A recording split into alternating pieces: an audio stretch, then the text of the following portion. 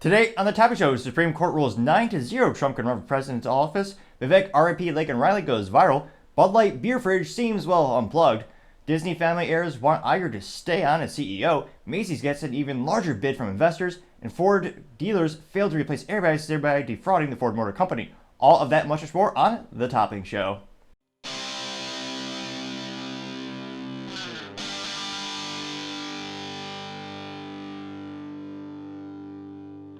Thank you everyone for taking the time to tune in today. Today's episode of The Topping Show is proudly sponsored by Topping Technologies. Topping Technologies is an IT value-added reseller and services company with a special proficiency IT security. Heck, I see their founder at least twice a day because he's quite handsome and brilliant. He's me, you see, that's the joke. If you're an IT leader or a business owner, you can reach the team at sales@toppingtechnologies.com. Also, trying to reach 4,000 subscribers by the end of the month, so if you could click that button, I would greatly appreciate it. Now going over to the business part of the podcast, we have Disney family wants CEO Bob Iger to stay, which seems pretty bizarre given their performance or subsequent lack thereof over the past couple of years.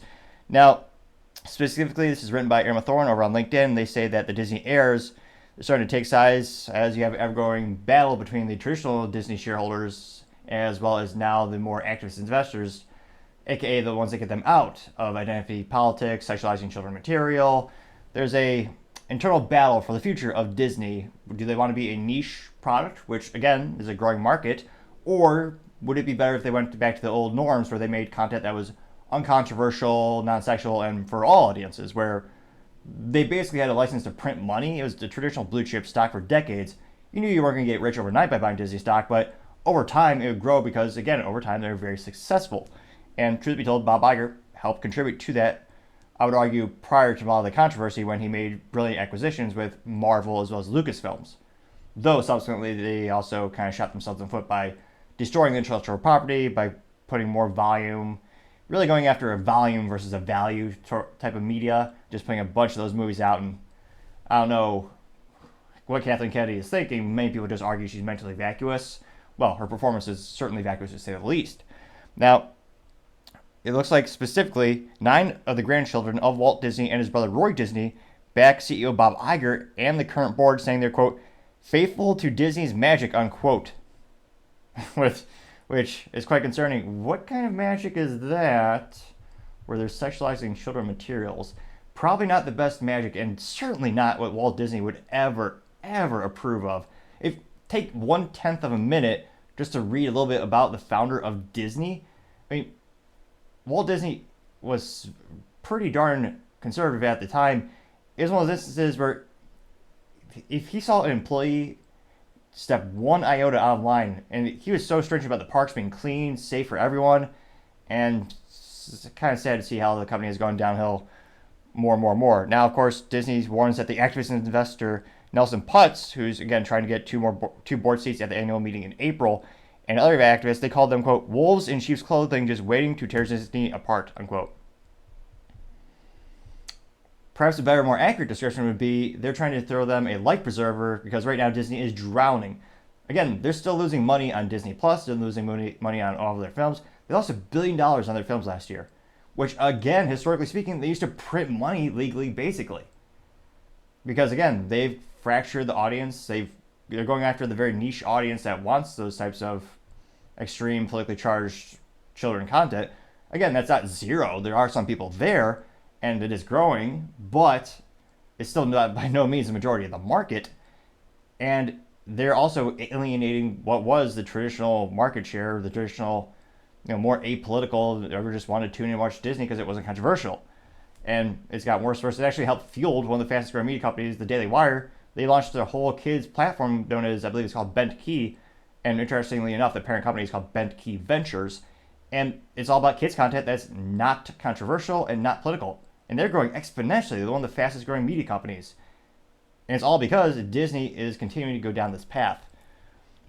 So interestingly enough, LinkedIn, granted, every media company is a little bit biased, and it's fascinating to see the discrepancies and differences between different social media platforms. LinkedIn, I would say, on average, is much more politically left. Well, the people who run it too, as they, what's a nice way of saying blacklisted? I know that's not politically correct anymore. There's that fancy term where they basically make it so you can't see it. Yes, shadow ban every post I have around, shooting events that my company does. So one of our signature events is called Shoot, Suppress Security Fears, where we talk about cybersecurity, then we'll go shooting, and shoot, suppress rifles and pistols. And it's always a blast, pun moderately intended.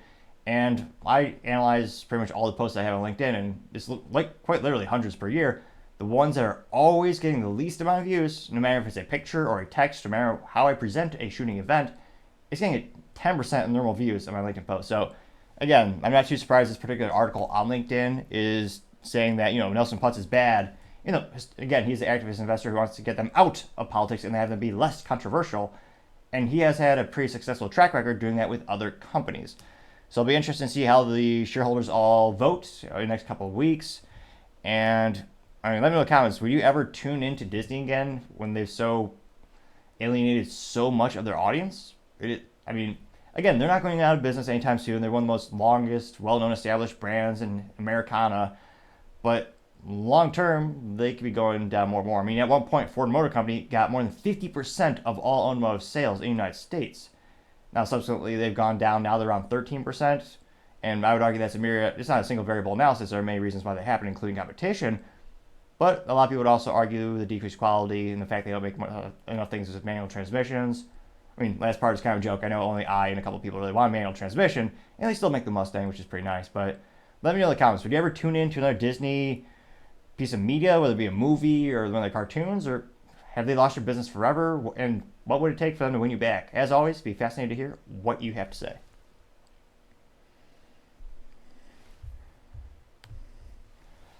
Other interesting business news, you have Macy's receiving yet a bigger bid from investors wanting to take the company over, now at $6.6 billion, which is quite a pretty penny for a clone company. I'm only kind of kidding. I can't help but notice the last decade of commercials I've seen, and granted it's a small sample size of Macy's commercials, they're always pushing cologne, and I am definitely not their target demographic. Truth be told, I believe my last bottle of cologne lasted 12 to 15 years. Pretty good ROI, I have to say. And yeah, perhaps that's also how bad their marketing is. They're trying to sell me something that I don't actively use or something that I buy very infrequently. Now, specifically, it looks like the investors, again, they increased their offer by $1 billion compared to the previous one that they offered in January, claiming that everyone was saying the previous pitch was quote-unquote too low. Now, this is from real estate investing firm Ark House Management and asset manager Brigade Capital Management said they're offering to buy Macy's stock that they don't already own for $6.6 billion or up $24 per share, up from $21 per share last time, and about a 33 premium over the last time the stock was recently trading. Now, I was going to say, let's pull up that stock really quick, see what the long-term ramifications are for Macy's stock.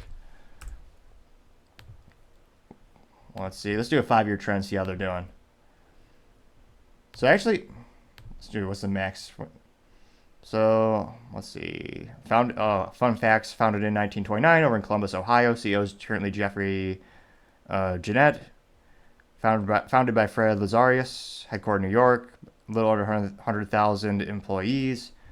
And it looks like, I forgot if they had another IPO, but it looks like the IPO was 2018. So I'm not sure I'm trying to remember if they emerged from bankruptcy. The revenue is $24.97 billion as of 2019. That was one of the last statistics I've seen on it, which is a lot more than I would have guessed. Granted, again, I'm not the target demographic. Truth be told, I always tell people, really just need one, maybe two suits. And as always, I'll mention, always suit up, and by quality, I'll make it last. Now, they're currently trading for about $19.14 per share. Now, it looks like they're down 22.48% over the past lifetime, or the life since the IPO. In the past 5 years, it's not done terribly. It looks like the lowest was around, right when pandemic hit, around $4.15 per share. So 5-year trend, they're only down 6.3%, which isn't terrible for, again, we live in an era where a lot of retailers are declaring bankruptcy, especially the legacy ones that aren't diversifying their portfolio and giving a overwhelming compelling reason to go shop there, which again is one of the most difficult things to do in retail because of the huge, enormous benefit of e-commerce. You also have the 1-year trend is down 8.42%. Year to date, granted, it's only been nearly one fiscal quarter, it's increased 4.59%. Now, geez Louise, hindsight's always 20/20 when it comes to investing. In the past 6 months, it's increased 68.63%. Which, geez Louise, I don't know anyone who has said, oh yeah, you could double your money buying Macy's stock. I can't fathom that being ever actually said in real conversation. Granted, it must have happened at least once or twice. Obviously, people bought the stock and it went up. But it's kind of a funny thing to talk about or think about when everyone's talking about how tech companies are growing exponentially, especially when you have companies like Nvidia, where their stock is now over $700 per share. Now, in the past 1 month, Macy's is up 13%. So they're doing pretty darn good. Now, the 52-week low is $9.99 per share. Dividend yield is nothing. So they don't give you any dividends to incentivize you to hold it. So that's a little disappointing for the people who actively follow those types of stocks. Now, in terms of going back to the article, they note that Macy's is bit by tough competition. A lot of the rivals went bankrupt. You have JCPenney and Neiman Marcus, which both went bankrupt and subsequently emerged from bankruptcy. So they're still around, and I would argue still proud Texas-based companies. And of course, this is coming off the news of last week where he said Macy's actually was going to close about 150 stores, about I believe 50 this calendar year, and then 100 over the next couple of years as they consolidate some of their retail footprints. So it'll be interesting to see. Given that growth trajectory, maybe they're worth a little bit more, but again, it's also one of the most competitive industries. You have a lot of companies out of China and Asia having their own direct-to-sale apps on the phone.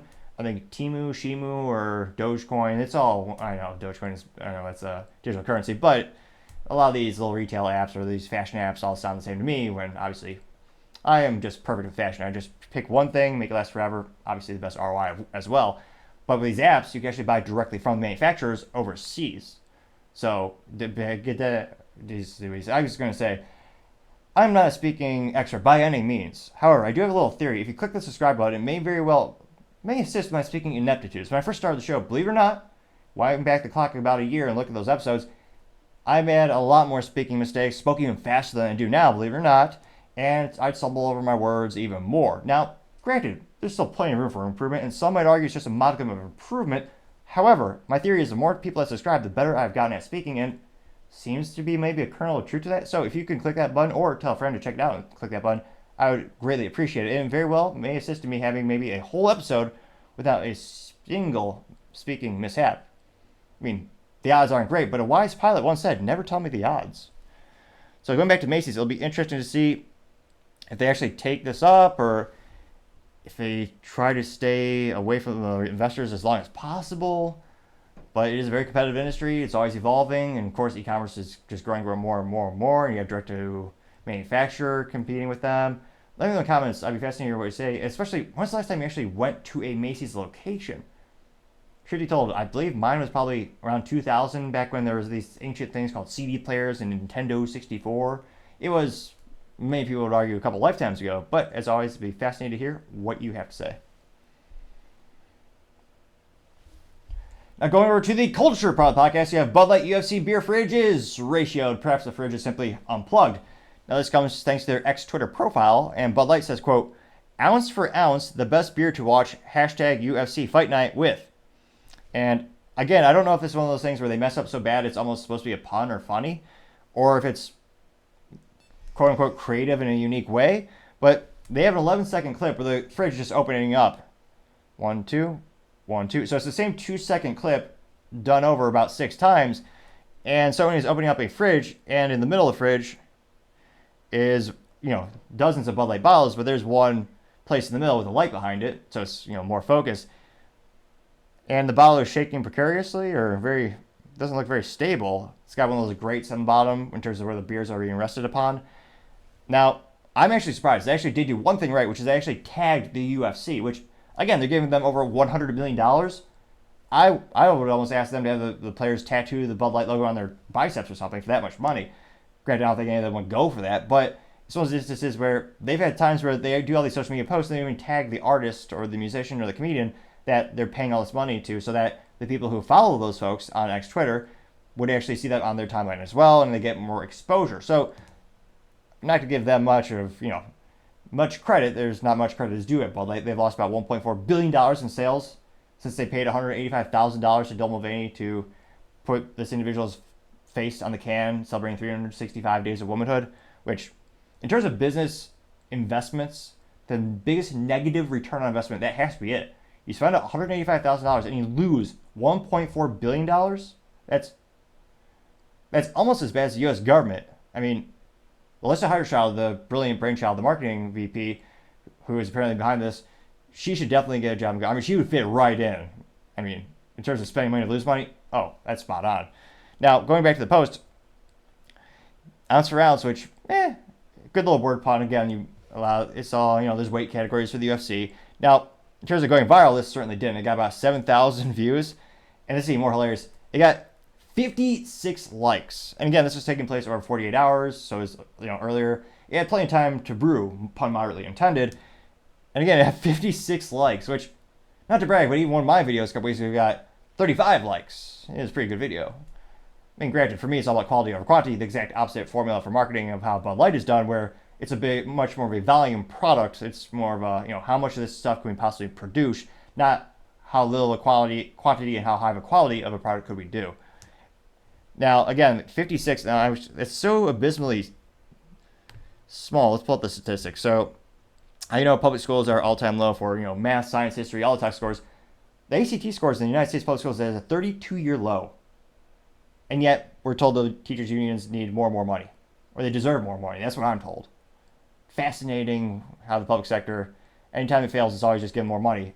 But then, they never improve. Many of them don't. But nevertheless, so since the public schools aren't doing a lot of great math, we'll do some today. And kind of a little sad to think, but we'll actually add more value than some public school teachers, which I guess isn't too surprising, seeing some of the horrifying things that they teach and promulgate on things like Libs of TikTok, where they show you the teachers going off into identities and sexualizing the children, which is quite concerning to say the least. Now, 56 people liked this, or they saw it and they liked it.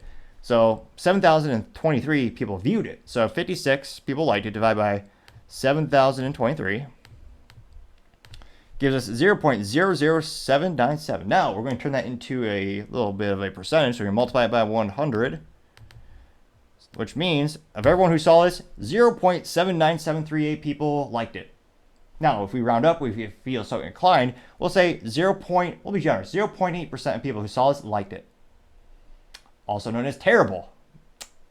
And yet, I guess we're not too surprised, because again, they're not addressing the big elephant or the Dylan Mulvaney in the room, which we'll go to the comments and see. Well, you know what? Maybe I'm wrong. Maybe this is the most brilliant advertisement in history, and everyone is compelled to go out and buy Bud Light because they think it's the best product. I mean, they love this commercial. I mean, this is a fridge opened up and there's a Bud Light.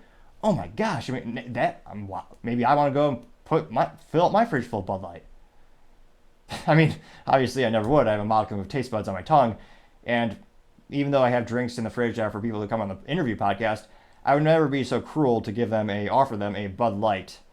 That must be like an insult to have someone leave your house, which perhaps that's a way to end a party. When it's middle of the night, party's getting late, you want people to leave, and then you bust out the pack of Bud Light, put that on the counter, and just kind of like repellent for people. Just gets them to go away. But I moderately digress. Going to the comments, one of the first ones comes from Angry Allen, who simply says, nope. And he got 10 likes. JPG2 says, homo beer, Uncle getting 1 like. Though, interestingly enough, I have to click the button that says show more replies. So and again, there aren't that many replies. There's about 13, but I mean, there's plenty of space on the computer page for the replies to show up, and yet it wants me to click that button. So I don't know if that's a pseudo form of censorship, or if that's something that Bud Light is controlling. Well, that's unusual. So I click that button that says show more replies. And again, it's not the usual disclaimer that says this could contain sensitive things, which of course we call that the bonus button. You never know what you'll find there. Now we click the button that says show more. You have Julia Broderick says, quote, sigh. Seriously? You've lost something like $1 billion in sales revenue, $30 million in stock value, 4 of your bottling plants, and you only recently averted a serious labor strike. Enough with the humble pie. Just apologize. I'm quote getting 10 likes. No, technically speaking, a lot of the bottling plants are owned by third parties, so Bud Light doesn't own them. However, because of the Bud Light business blunder of the century, those bottling facilities did shut down. There are a couple of those bottling facilities where that was their only contract. All they did was make Bud Light bottles because previously there was such a high volume of Bud Light being manufactured and subsequently sold and bought. Now it's not so much manufactured and not so much bought, by about 30 to 50%. Now, going down more and more, you have the Grand Carton saying, quote, honestly, how much money are you willing to sink into rebuilding your brand when all your customers want is a simple apology? It costs you nothing but for you to swallow your pride.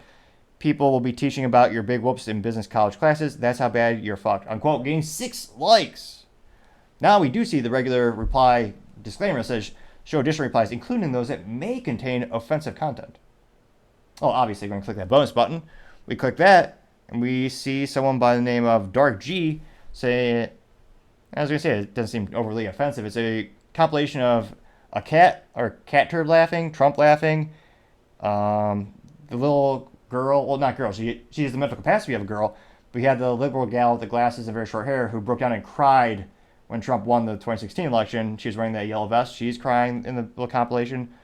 And that got 1 like. And the text is, Bud Light boycott cost Anheuser-Busch $1.4 billion in lost sales. Apollo simply says, go woke, go broke, getting 2 likes. And if we go to the very top, there's the hidden responses, which are the super secret ones that they definitely don't want to see. So, of course, we're going to click that as well, see what they don't want us to see.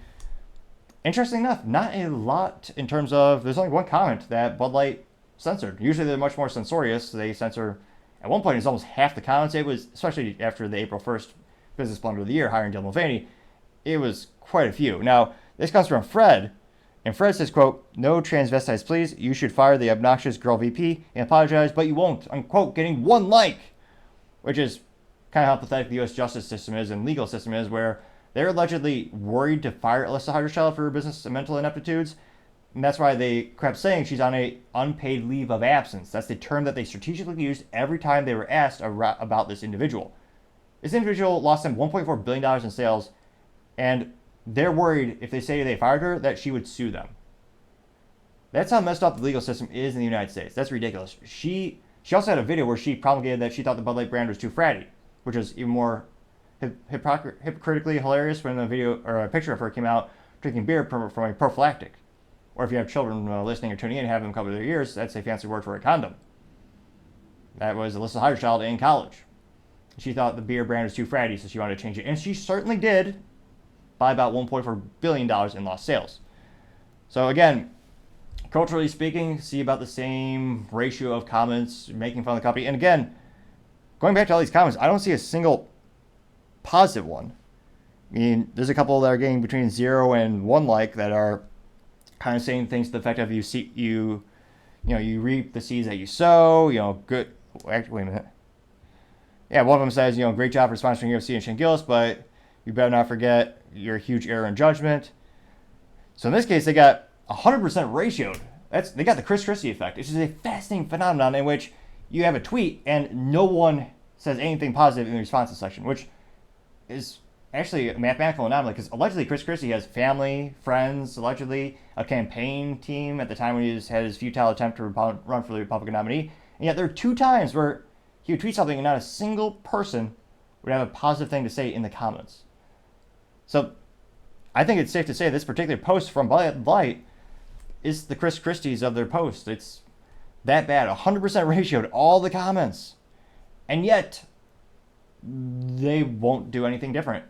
I mean, it's almost a year since the incident passed. The CEO, Brendan Whitworth, former CIA operative, I mean, he's not going to come out and say it because, again, then they'd have more of a protest from people who are, as this devolved into a political issue, you'd have people on the very far left to boycott them even more than they currently are.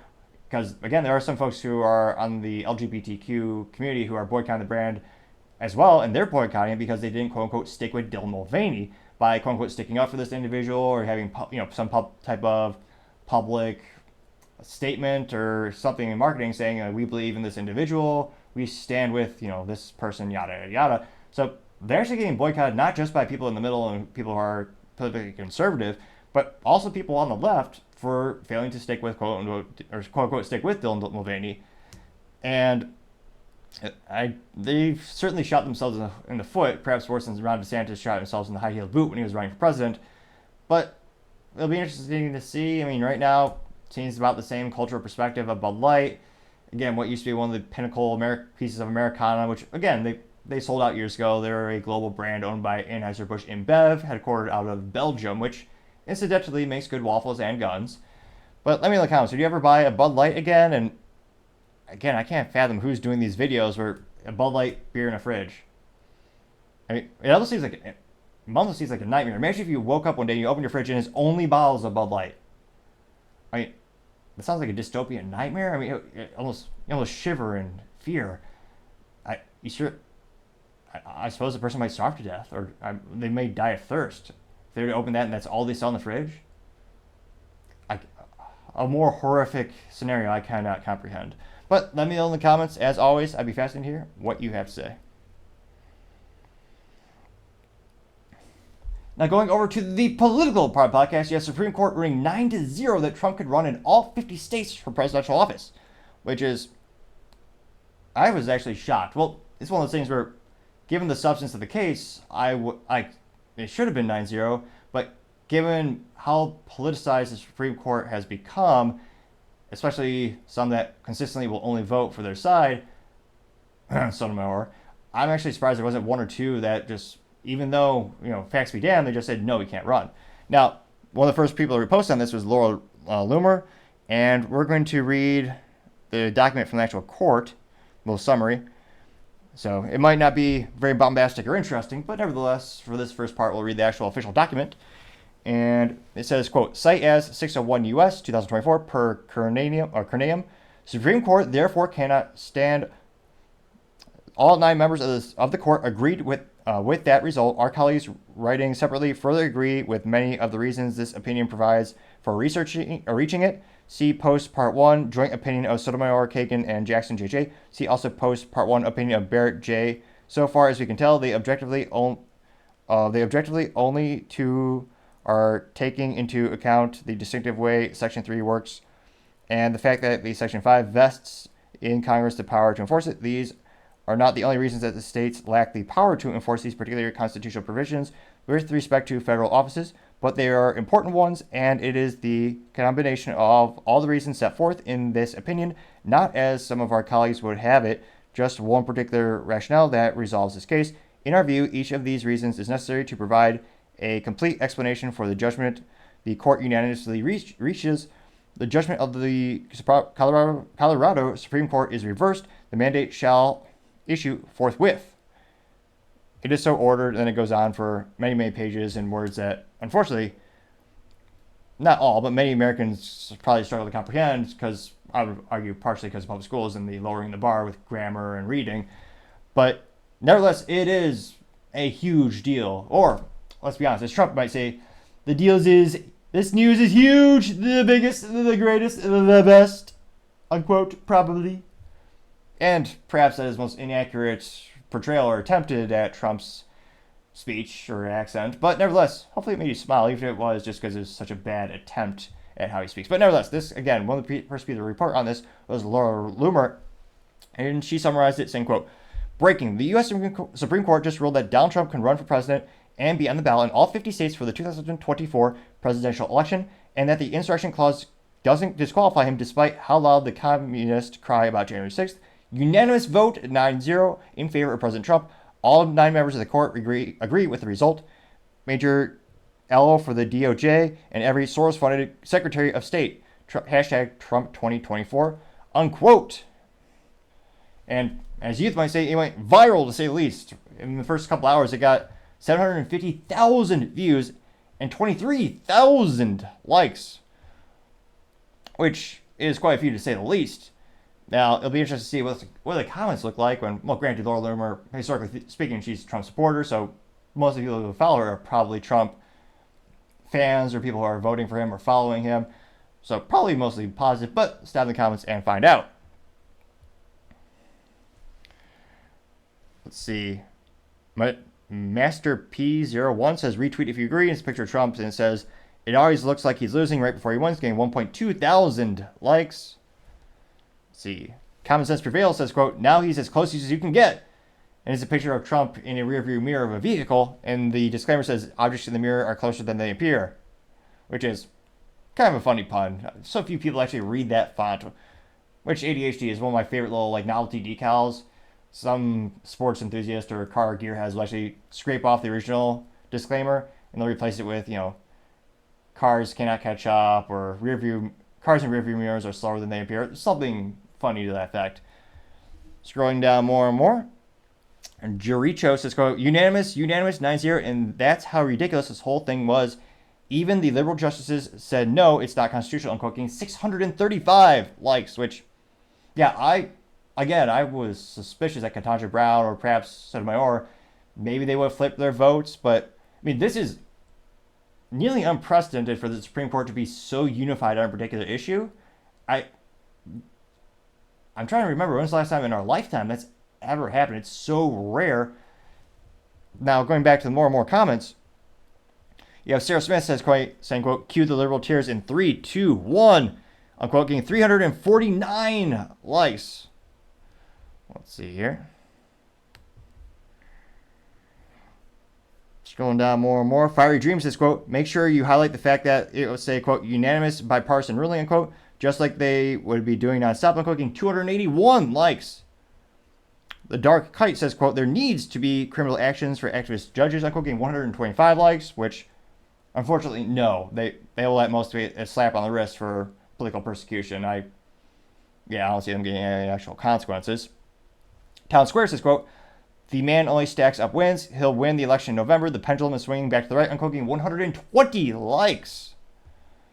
Kelly says, quote, this is the great American day. God bless America and President Trump, unquote, getting 173 likes.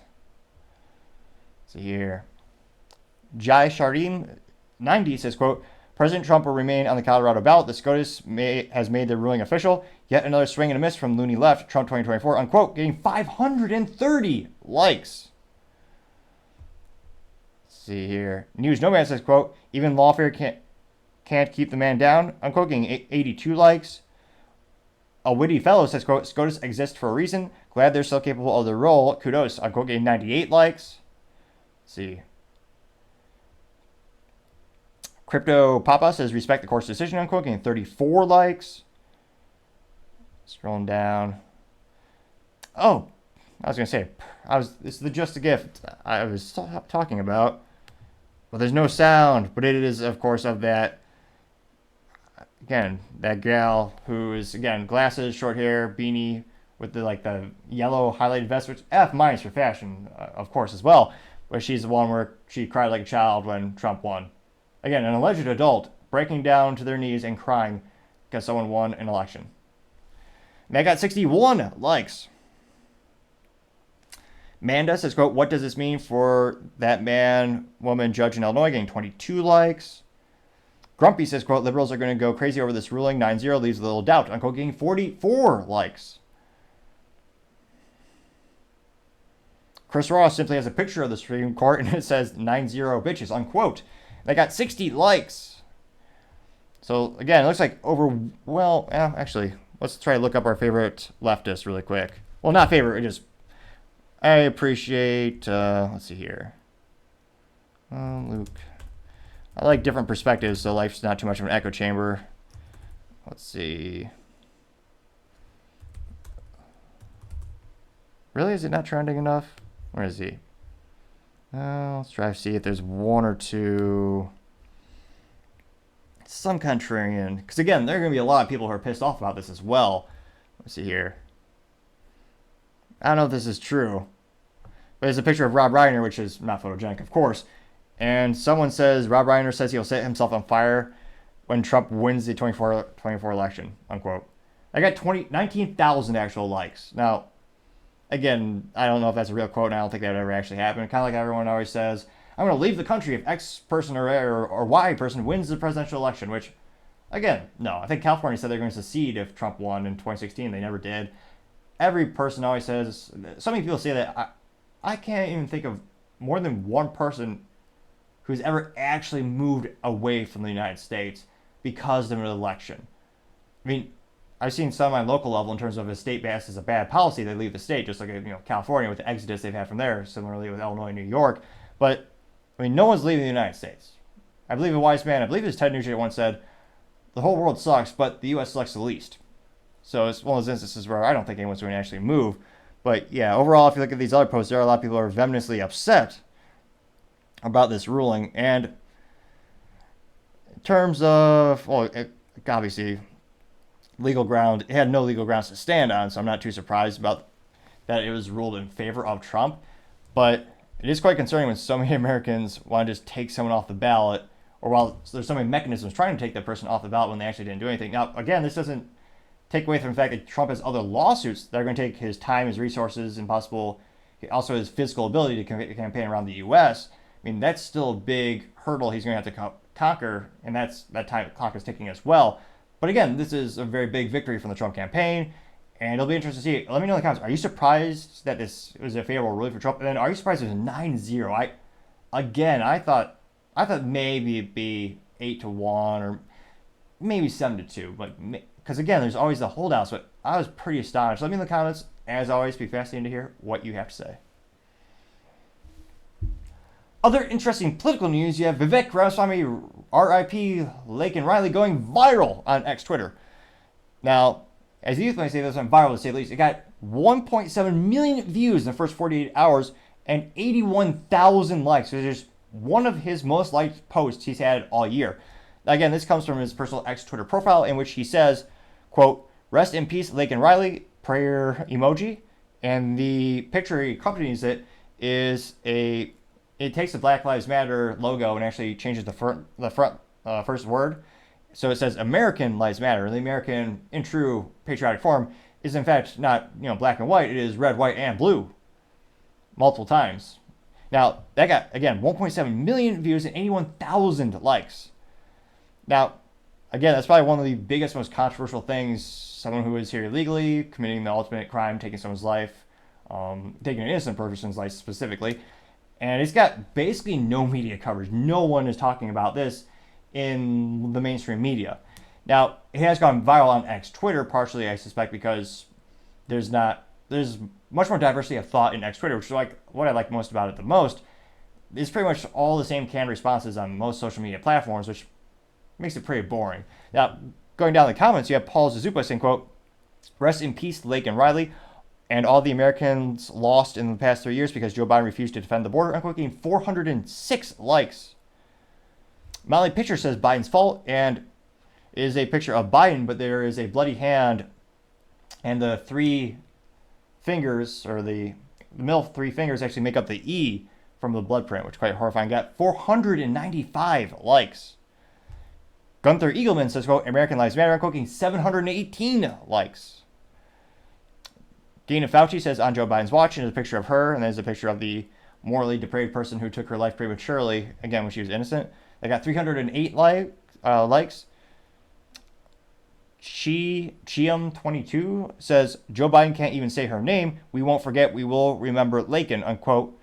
Candle emoji getting 335 likes. Let's see. Oren says, quote, "Now at 763 preventable deaths, there have been thousands that have been reported. Another illegal arrested, not deported, and was then able to kill Laken. Look at how many of the 763 preventable deaths I posted were committed by an illegal alien that was previously arrested," unquote. And they give a long article that got 125 likes. Jericho says, quote, "American Lives Matter, Laken Riley Lives Matter, and if it wasn't for Biden and Mayorkas, she would be alive today," unquote, 90 likes. Scroll down more and more. Jamie simply says, "Don't expect Biden to say her name. He doesn't care about Americans, and that's blatantly obvious. No matter how much we push this issue, he will never say her name," unquote, getting 48 likes, which, I don't know, spoiler alert, she was also, just happens to be white, so a lot of people are speculating that's another reason why it doesn't fit the traditional narrative that most politicians are using to try to drum up more votes and more campaign funds. So, I mean, I tend to agree. I don't think you'll ever hear this individual's name from, I guess, as this is devolved into a political issue, I don't think you'll see it being spoken from people who are traditionally on the left, because, again, it goes against the whole thought of having an open border and the inherited flaws, especially on the security perspective that it has. So it'll be interesting to see if this, continues to go viral, if there's any changes in U.S. policy with the border or anything done differently to prevent this from happening again. Because, again, I think this should unify all Americans, because, again, no American should want someone to die. And this is an instance where someone was arrested, they were let go, and the person died. And they're also here illegally. So even if you remove the immigration factor, or the illegal immigration factor, there's still people that are breaking the law, getting arrested, and getting released, and having a high rate of doing even worse things, in this case, taking someone's life. Again, that seems to me that this should unite a lot of Americans. I'm not saying it will, but I think it's something that a lot of people in the middle will agree with is, again, this is one of the issues, one of the reasons you do need border security, is that you can vet the proper people, so the people who are coming here are not criminals, they don't have a violent background, and they're going to be positive contributing members of society. So it'd be interesting to see if I mean, the odds of this actually uniting America, it's not zero, but say that unfortunately it probably isn't great. But let me know in the comments if you think this particular case will be a political issue that is brought forth again and again by maybe Trump will bring it up to kind of use it. And again, it is kind of sad that politicians use these things to their advantage or disadvantage. But it'll be interesting to see, I mean, what policies or do they even enforce the policies they currently have? Is there any lessons learned at the end of the day so that these types of things don't happen again, which I think everyone should hope we don't want this to happen again. But as always, leave your let me know in the comments what your thoughts are. I'd be fascinated to hear what you have to say. Now going over to the business blunder of the day, you have Ford dealers failed to replace airbags and thereby defrauded the Ford Motor Company. Now, this comes to us thanks to a website called The Drive, which A+ for marketing, you know exactly what they're all about, which is driving. Though they should probably be more about, fighting for the three pedals of joy, the manual transmission, like all vehicles should be by default. With the manual transmission, it's just infinitely more fun. But the Drive they're pretty big into hybrids and EVs as well. So we'll say the alleged Drive, because it sounds like they're into AV driving or autonomous driving, which isn't really driving at all. But nevertheless, I digress. Now they know that, quote, Ford is still trying to clean up the Takata airbag repairs that dealers botched. Now they say Ford has been reinspecting tens of thousands of Takata recall airbags. An estimated 600 vehicles still contain dangerous airbags. Now, getting back into the actual statistics, Ford has started out a campaign to re-inspect 270,000 vehicles previously serviced for the Takata inflator replacement for repairs that weren't done properly or in some cases not at all.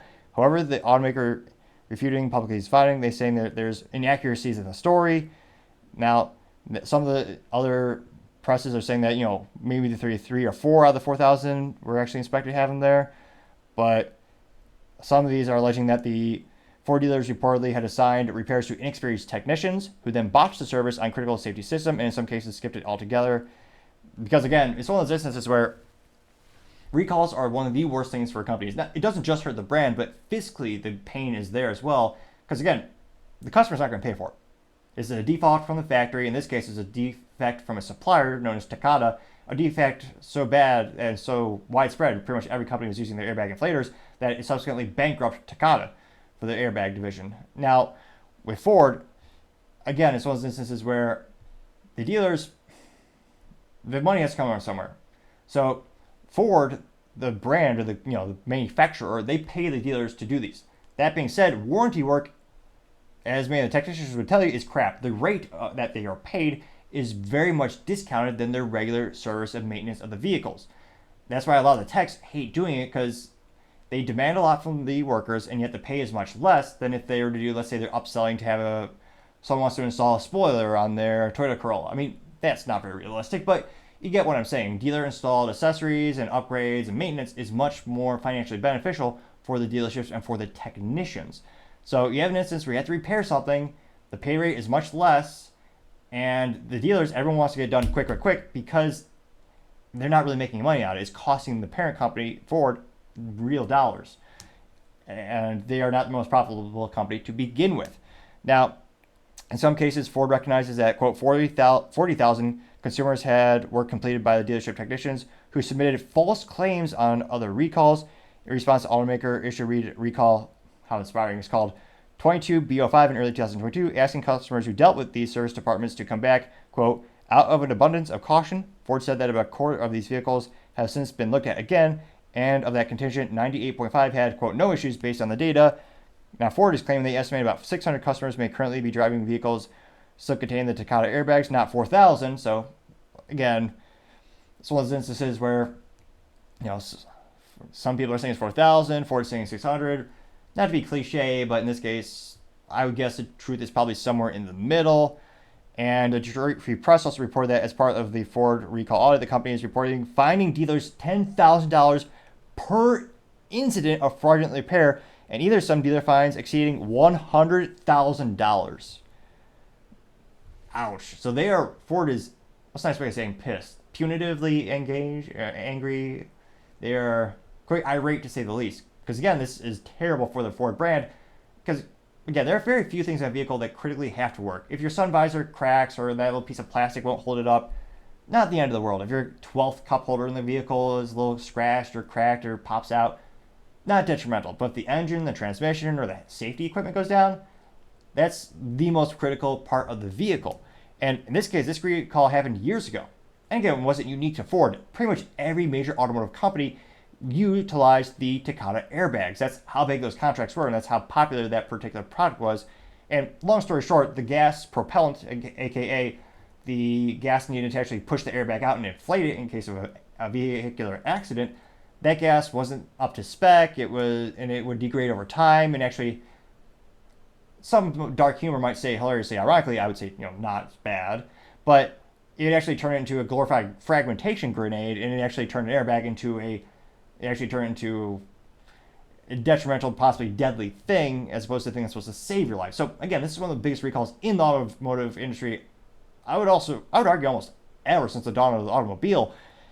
And again, Ford already struggles with having their brand identity, and it's not known for being the most reliable cars on the planet. Granted, I still love the idea. I never owned one, but I love the Ford Mustang. The fact they still make a V8 with a stick shift, a sports car, and Jim Farley is dedicated to having an affordable V8, sports car, when all the competitors are acquiescing to EVs and hybrids. I mean, that type of integrity and listening to the consumer, that's rare. I love that. As you know, if it's up to me, every vehicle will always have 3 pedals in managed transmission. Get a little extra exercise in the United States, kicking that, push that clutch in, and you'd smile more, I'd argue. But again, this hurts their brand reputation. Consumers are already irate because they have to go to the dealership to get it done. It takes their time, takes their energy. In some cases, depending on how long it takes for them to fix it, then they have to worry about either renting a vehicle or taking some type of app to get places. So again, they're estimating between 600, Ford saying, the other people are saying 4,000 still have it. I mean, at the end of the day, I would say definitely play it on the safe side considering the situation. Take your Ford vehicle to the dealership, have them scan your VIN, or call Ford directly and tell them your VIN number to see if you're the one that's specifically affected by that recall. But yeah, having a recall for the airbags and having an instance where the dealerships in some cases aren't even doing it, or even worse, doing it improperly, or even more, making the situation worse, just making it unsafe, that is bar none the business blunder of the day. Thank you everyone for taking the time to tune in today. Again, we're trying to get 4,000 subscribers by the end of the month, so if you could click that button, I'd greatly appreciate it. Also, leaving us a thumbs up, thumbs down, or a comment is a great way to give me some additional feedback so I can know how to make the show better and better. Lastly, don't forget to take the time to tell your family, tell your friends, tell your coworkers, heck, tell your enemies, tell anyone and everyone. Just stay safe, fight the good fight.